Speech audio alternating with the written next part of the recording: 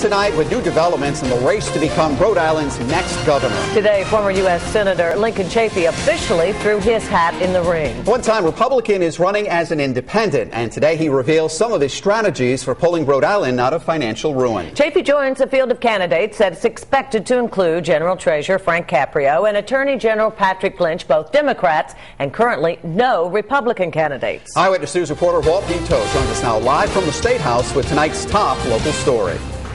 He pushed the phrase fiscal responsibility, but also talked about a new tax as Lincoln Chafee launches his run for the job once held by his father. That is why today I am announcing my candidacy for the governor of Rhode Island.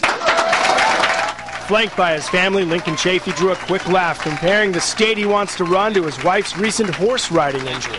Like our state, she is ailing and going to recover.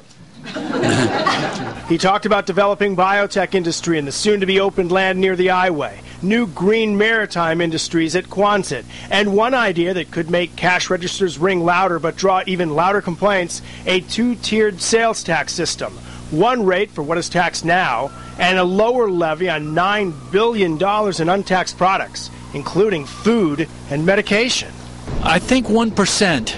1% is what I'm proposing, a much lower rate than our general tax, and get some revenue and get our state back going again. The room was filled with several high-profile Republicans, although Chafee pointed out half the state's voters register as independent. And he says he'll take a page out of his father's playbook and meet as many as he can. Going to the shift changes of the various factories. Wherever there are people, make sure you're there.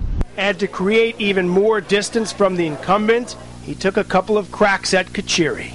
As governor, I will not need a year-long blue ribbon commission to tell me we're wasting millions and millions of dollars at the central landfill. And tonight at 6, our political analyst will talk about what happens next as far as fundraising and the field for the next governor of the state of Rhode Island. Live at the mobile newsroom in Providence, Walt Buteau, Eyewitness News.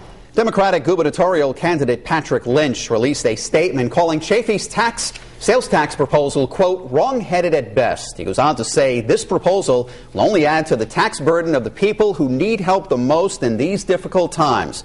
We have not heard from the other Democratic candidate, Frank Caprio.